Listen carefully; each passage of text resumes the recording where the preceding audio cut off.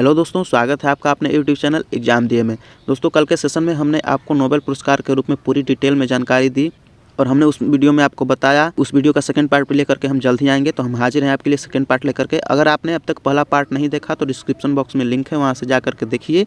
हमने उस वीडियो में आपको बहुत अच्छे से पूरी डिटेल में नोबेल पुरस्कार के बारे में समझाया है कि नोबेल पुरस्कार आखिर बना क्यों, किनके द्वारा बनाया गया, उसकी फंड की स्थापना कब हुई, नोबेल पुरस्कार की स्थापना कब हुई, नोबेल पुरस्कार पहले किन किन क्षेत्रों में दिए जाते थे और नोबेल पुरस्कार को मैनेज कौन करता है, किन के नाम पर दिया गया, और जो नोबेल पुरस्कार में राशि दी जाती है यानी कि पैसा दिया जाता है वो कितना होता है, और वो पैसा आखिर देता कौन है, आता कहाँ से है, और नोबेल पुरस्कार के पदक का वजन कितना होता है, ये सारा कुछ पूरी डिटेल में हमने आपको समझाया है। उस वीडियो को आप ज़रूर देखिए, वहाँ से आपको पूरी जानकारी मिल जाएगी नोबेल पुरस्कार के बारे में, और आपको हम विश्वास दिलाते हैं कि आप नोबेल पुरस्कार ज़िंदगी में नहीं भूलेंगे। चलिए सेकेंड पार्ट का सेशन शुरू करते हैं। देखिए कल हम आपको बता चुके हैं कि अर्थशास्त्र के क्षेत्र में जो है वो स्वीडिश बैंक के 300वीं वर्षगांठ के उपलक्ष्य में नोबेल पुरस्कार की स्थापना हुई थी। और जो नोबेल पुरस्कार दिया गया दोस्तों वो 1969 में दिया गया था। स्थापना 1967 में हुई थी और दिया गया था 1969 में पहली बार जो अर्थशास्त्र के क्षेत्र में नोबेल पुरस्कार दिया गया था वो। अब चलिए देखिए बात करते हैं पुरस्कार के लिए बनी समिति और चयनकर्ता के बारे में। तो प्रत्येक वर्ष जो है अक्टूबर में नोबेल पुरस्कार विजेताओं की घोषणा कर देते हैं, लेकिन पुरस्कारों का वितरण अल्फ्रेड नोबेल की पुण्यतिथि 10 दिसंबर को किया जाता है।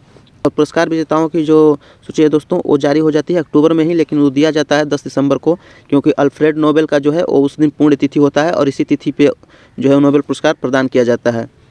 अब है दोस्तों, प्रत्येक पुरस्कार में एक वर्ष में अधिकतम 3 लोगों को ही पुरस्कार दिया जा सकता है।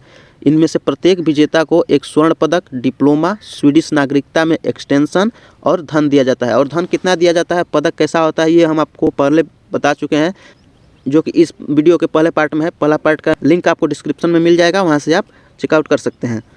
देखिए ये कह रहा है कि प्रत्येक पुरस्कार जो है एक वर्ष में अधिकतम 3 लोगों को दिया जा सकता है, मतलब कि एक क्षेत्र में अधिकतम 3 लोगों को ही एक पुरस्कार दिया जा सकता है। जैसे मान लीजिए कोई 3 लोग हो गए जिन्होंने उस क्षेत्र में अच्छा किया। मान लीजिए कोई चिकित्सा क्षेत्र में 3 लोग हैं जिन्होंने अच्छा काम किया है, तो उन 3 लोगों को ये नोबेल पुरस्कार दिया जा सकता है। कैसे दिया जाता है, चलिए वो बात करते हैं। अगर एक पुरस्कार में 2 विजेता हैं तो उनकी धनराशि जो है समान रूप में बांट दी जाती है। अगर मान लीजिए एक ही क्षेत्र में, चिकित्सा के क्षेत्र में या अर्थशास्त्र के क्षेत्र में 2 लोग हो जाते हैं विजेता, तो उनके जो राशि है, जितने आप रुपया मिलता है, उनको 2 भागों में बांट दिया जाता है और आधे आधे रुपये दोनों को दे दिए जाते हैं। अब मान लीजिए पुरस्कार प्राप्तकर्ताओं की संख्या अगर 3 हो गई तो चयन समिति के पास यह अधिकार होता है कि वह धनराशि को 3 भागों में बांट दे, या एक आदमी को आधा दे दे और बाकी के बचे आधे में से 2 लोगों को बराबर बराबर बांट दे। तो ऐसा जो है समिति के पास अधिकार होता है, वो जैसा चाहती है वैसे करती है। अगर मान लीजिए 3 लोगों में एक थोड़ा अच्छा का नाम किया रहता है और थोड़े थोड़े कम होते हैं, जो 2 लोग होते हैं वो कई होते हैं, तो उन 2 लोगों को जो है आधे में से आधा आधा दिया जाता है, और जो ज़्यादा वाला होता है उसको पूरी राशि का आधा प्रदान कर दिया जाता है। तो ये कुछ क्राइटेरिया है, इसको देख लीजिए ध्यान से, और इसका स्क्रीनशॉट भी ले सकते हैं। और वैसे आपको इसका PDF भी मिल जाएगा इस सेशन के 3 दिन बाद। तो उसके लिए हमारे टेलीग्राम ग्रुप से जुड़ जाइए, लिंक आपको डिस्क्रिप्शन बॉक्स में मिल जाएगा। अब बात करते हैं कि मृत व्यक्तियों को भी मिला है पुरस्कार, तो कब कब मिला है और कब बंद हो गया। तो देखिए अब तक केवल 2 बार ही मृत व्यक्तियों को यह पुरस्कार मिल चुका है। पहली बार एरिक्सन कालफर्ट को 1931 में जो है ये पुरस्कार मिला था। इनके मरने यानी कि इनके डेथ के बाद जो है 1931 में इनको नोबेल पुरस्कार से नवाजा गया था। और दूसरी बार जो है संयुक्त राष्ट्र संघ के महासचिव डैग डैमरशोल्ड को 1961 में दिया गया था। अब बात करते हैं मृत व्यक्ति की, तो ये 2 लोग हैं जिनको जो है नोबेल पुरस्कार दिया गया था। एक 1931 है डेट और एक 1961 है। इसको आप ध्यान रखिए और इसको भी आप चाहें तो नोट कर सकते हैं। अब देखिए अगला है 1974 में नियम बना दिया गया कि मरणोपरांत किसी को नोबेल पुरस्कार नहीं दिया जाएगा। ठीक है दोस्तों, ये डेट इंपॉर्टेंट है। 1974 को ऐसा नियम लागू कर दिया गया कि कोई भी व्यक्ति अगर मृत हो जाता है तो उसके पश्चात उसको नोबेल पुरस्कार जो है नहीं दिया जाएगा। तो इस डेट को आप याद रखिए, आप चाहे तो इसको नोट कर सकते हैं या स्क्रीनशॉट भी ले सकते हैं। अगर आपने अब तक वीडियो को लाइक नहीं किया तो प्लीज़ लाइक कर दीजिए, क्योंकि आपके लाइक से हमको मोटिवेशन मिलता है। अब है दोस्तों कि 1937 से लेकर 1948 ईस्वी तक गांधी जी को जो है 5 बार शांति पुरस्कारों के लिए नामित किया गया, पर एक बार भी पुरस्कार उन्हें दिया नहीं गया।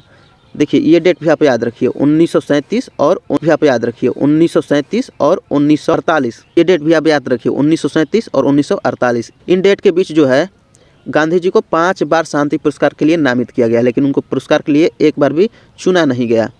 अब देखिए बात करते हैं international committee of red cross की, तो उनको जो है शांति पुरस्कार है वो 3 बार मिल चुका है। एक है 1917 में, दूसरा है 1944 में और तीसरा है 1963 में। तो देखिए इस पे भी क्वेश्चन बन सकता है। मान लीजिए कभी आपसे पूछ सकता है कि international committee of red cross को कितने पुरस्कार मिले हैं और कौन से पुरस्कार मिले हैं, तो आपका आंसर होगा शांति का पुरस्कार मिला है, वो भी 3 बार। अब कभी पूछ सकता है कि शांति का पुरस्कार किसको दिया गया है, तो आप इसको नाम याद रख सकते हैं, international committee of red cross. और कब मिला है आ जाए तो आप ये डेट देख सकते हैं, 1917, 1944 और 1963। तो ये सारे डेट आप याद रखिए, नोट कर लीजिए, नहीं तो स्क्रीनशॉट ले लीजिए। और पीडीएफ के लिए आपको पता है हमारे टेलीग्राम ग्रुप से आपको जुड़ जाना है। और इस वीडियो को आपने पहला पार्ट नहीं देखा तो पहला पार्ट भी जा करके जरूर देखिए, लिंक आपको डिस्क्रिप्शन बॉक्स में मिल जाएगा। चलिए दोस्तों, अब बात करते हैं कि किन किन लोगों को जो है 2-2 बार पुरस्कार मिल चुका है, मतलब कि 2 बार नोबेल पुरस्कार मिल चुका है। इनमें से पहली है मैडम क्यूरी। इनको जो है 1903 में फिजिक्स में और 1911 में केमिस्ट्री के क्षेत्र में जो है नोबेल पुरस्कार मिल चुका है। तो देखिए ये है मैडम क्यूरी। इनके इमेज को आप ध्यान से देखिए और इमेज को इनको अपने दिमाग में बैठा लीजिए, क्योंकि चीज़ें हमको देखने से दोस्तों बहुत अच्छे से याद हो जाती है। हमने इसके बारे में आपको पहले भी बता चुका है, पहले सेशन में भी। तो देखिए इनके इमेज को देखिए अच्छे से और ये डेट याद रखिए, 1903 में इनको फिजिक्स के क्षेत्र में और 1911 में इनको केमिस्ट्री के क्षेत्र में मिला था। अब बात करते हैं दूसरे व्यक्ति की, तो वो है जॉन वार्डिन। इनको जो है 1956 में मिला था फिजिक्स के क्षेत्र में ही, और 1972 में जो है फिजिक्स के क्षेत्र में ही मिला था। यानी कि दोनों नोबेल पुरस्कार इनको फिजिक्स के क्षेत्र में ही मिला था। अब इनको इमेज को भी आप स्क्रीन पर देख सकते हैं, इनके इमेज को आप दिमाग में बैठा लीजिए, याद रखिए, और ये डेट दोनों भी जरूर आप याद रखिए, 1956 और 1972।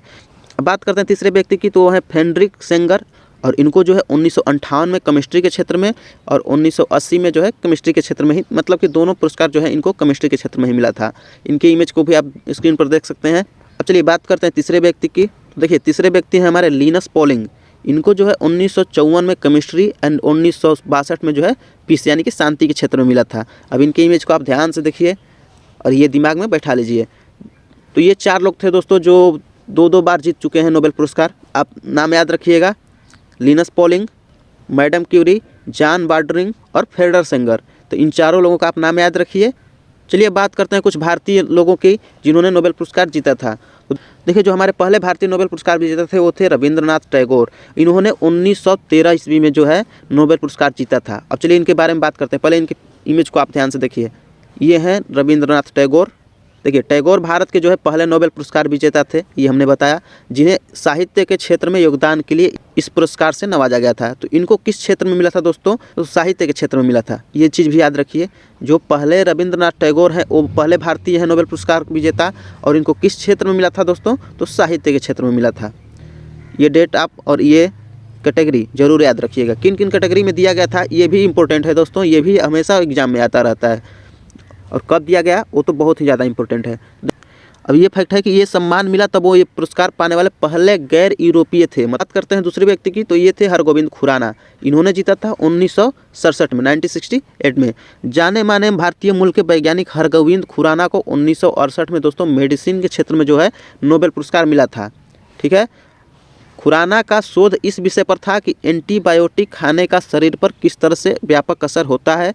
भारत के पंजाब में जन्मे खुराना ने आगे चलकर अमेरिका के जाने माने MI इंस्टीट्यूट में पढ़ाई की थी और अमेरिका में ही बस गए थे। ये अमेरिका में ही रहने लगे थे, हरगोविंद खुराना। इनकी इमेज को आप ध्यान से देख सकते हैं स्क्रीन पर, और ये इमेज भी आप दिमाग में बैठाइए, और ये डेट याद रखिए 1967 में, और इनको कैटेगरी भी याद रखिए। इनको किस कैटेगरी में मिला था?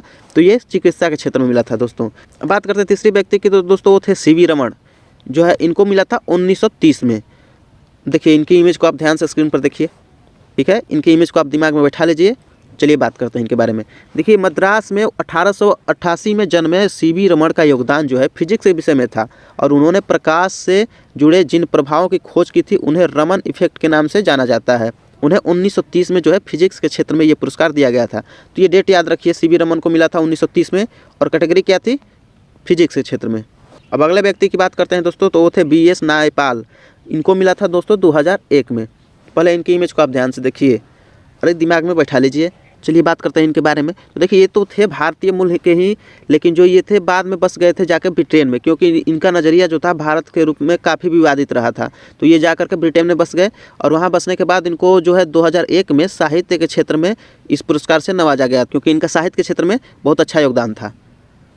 बात करें अगले व्यक्ति की, तो वो थे वेंकट रामकृष्णन। इनको मिला था दोस्तों 2009 में। अब इनका इमेज आप ध्यान से देखिए स्क्रीन पे। चलिए इनके बारे में बात करते हैं। दोस्तों ये भारतीय मूल के वेंकट रामकृष्णन जो थे मदुरई में जन्मे थे और वो पठन पाठन जो किया वो कैम्ब्रिज में किया और उन्हें वो 2009 में जो है राइबोसोम के स्ट्रक्चर और कार्य प्रणाली के क्षेत्र में शोध के लिए केमिस्ट्री का नोबेल पुरस्कार दिया गया था। तो इनका क्षेत्र आप याद रखिए, ये इनका क्षेत्र है, कैटेगरी है, जिस कैटेगरी में ये नोबेल पुरस्कार जीते थे केमिस्ट्री, और ये डेट है, यही इंपॉर्टेंट है। और अगले व्यक्ति की बात करें तो वो है मदर टेरेसा। इन्होंने जो है दोस्तों 1979 में जो है नोबेल पुरस्कार जीता था। अब इनको तो आप जानते ही होंगे, इनके इमेज को भी आप स्क्रीन पर देख सकते हैं, नहीं जानते होंगे तो इनका इमेज आप ध्यान से देख लीजिए।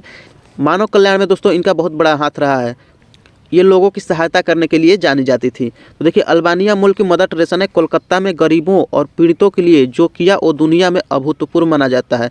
मदर टेरेसा अपनी मृत्यु तक कोलकाता में रही और आज भी उनकी संस्था गरीबों के लिए काम करती है। इनका नाम दोस्तों सबसे वीवीआई है और इनका नाम, डेट और ये जो इनका कैटेगरी है उनको भी आप याद रखिएगा। बात करते हैं अगले व्यक्ति की, तो थे सुब्रमण्यम चंद्रशेखर और इनको मिला था 1983 ईस्वी में। देखिए इनका इमेज आप स्क्रीन पर देख लीजिए पहले अच्छे से। चलिए बात करते हैं इनके बारे में। देखिए चंद्रशेखर का जन्म जो है 1910 में लाहौर में हुआ था और उनकी पढ़ाई अमेरिका में हुई। उनका विषय एस्ट्रोफिजिक्स था और उन्हें 1983 में सितारों की आकृति और कैसे सितारे बने इसके सैद्धांतिक शोध के लिए उन्हें नोबेल पुरस्कार दिया गया था। चलिए बात करते हैं अगले व्यक्ति की। तो अगले व्यक्ति थे कैलाश सत्यार्थी और इनको जो है दोस्तों 2014 में मिला था। इनका इमेज भी आप ध्यान से स्क्रीन पर देखिए, इनके इमेज को भी दिमाग में बैठा लीजिए। देखिए वर्ष 2014 का शांति का नोबेल पुरस्कार जो है कैलाश सत्यार्थी को मिला। कैलाश को जो है बच्चों के लिए किए गए काम को देखते हुए पुरस्कार दिया गया था। देखिए इनका क्षेत्र याद रखिए, कैटेगरी शांति का, और डेट याद रखिए 2014। चलिए अगला देखते हैं। अगला है आर.के. पचौरी। 2007 में दोस्तों है जो इनको मिला था। इनका नाम था दोस्तों राजेंद्र, और राजेंद्र पचौरी का काम पर्यावरण के क्षेत्र में था और वो लंबे समय तक टेरी यानी कि Tata energy research of institute से जुड़े रहे। उनके शोध पत्र जलवायु परिवर्तन पर थे। उन्होंने वर्ष 2007 में संयुक्त राष्ट्र की जलवायु परिवर्तन के लिए बनी कमेटी के साथ संयुक्त रूप से शांति के लिए नोबेल जीता था। तो इनका कैटेगरी आप याद रखिए पीस के लिए, और जो है डेट याद रखिए 2007। अगले व्यक्ति हैं दोस्तों अमर्त्य सेन। ये जो जीते थे उनका डेट है 1998 में और इनका इमेज भी आप स्क्रीन पर देख सकते हैं। चलिए बात करते हैं अब इनके बारे में। तो देखिए दोस्तों भारतीय मूल के अर्थशास्त्री अमर्त्य सेन अपनी पुस्तक द आर्गुमेंट इंडियन के लिए काफ़ी चर्चित रहे, लेकिन अर्थशास्त्र में उनका काम उल्लेखनीय रहा। उन्हें 1998 में जो है दोस्तों नोबेल पुरस्कार दिया गया था और उनका कैटेगरी था क्या, अर्थशास्त्र। इसको आप याद रखिए, उनकी कैटेगरी और डेट जरूर आप याद रखिए। तो वीडियो सेशन ज़्यादा लंबा ना हो जाए इस वजह से हम इस सेशन को यहीं पे ख़त्म करते हैं। और इस वीडियो का अभी अगला सेशन भी आएगा जो कि आपको कल मिलेगा, और उसमें हम बात करेंगे कि 2020 में किन किन लोगों ने और किन किन क्षेत्रों में जो है नोबेल पुरस्कार जीता है, और उनके बारे में हम पूरी डिटेल से जानकारी लेंगे। और ये वीडियो आपको कैसी लगी कमेंट बॉक्स में जरूर बताइएगा। अगर अच्छी लगी तो लाइक करिए, दोस्तों के पास शेयर करिए और हमारे चैनल से जुड़े रहिए, क्योंकि हम आपके लिए डेली वीडियो सेशन लेकर के आते रहेंगे। और इस चैनल पे आपको एग्जाम से रिलेटेड इन्फॉर्मेशन भी प्रोवाइड कराई जाती है। तो आप अगर किसी भी जॉब की तैयारी में लगे हैं या किसी भी जॉब के बारे में जानकारी चाहते हैं तो आप हमारे टेलीग्राम से जुड़ जाइए, या इस चैनल पे भी इसके बारे में भी वीडियो आते रहते हैं। तो चलिए आज के लिए बस इतना ही। अपना ध्यान रखिए, तब तक के लिए धन्यवाद। जय हिंद।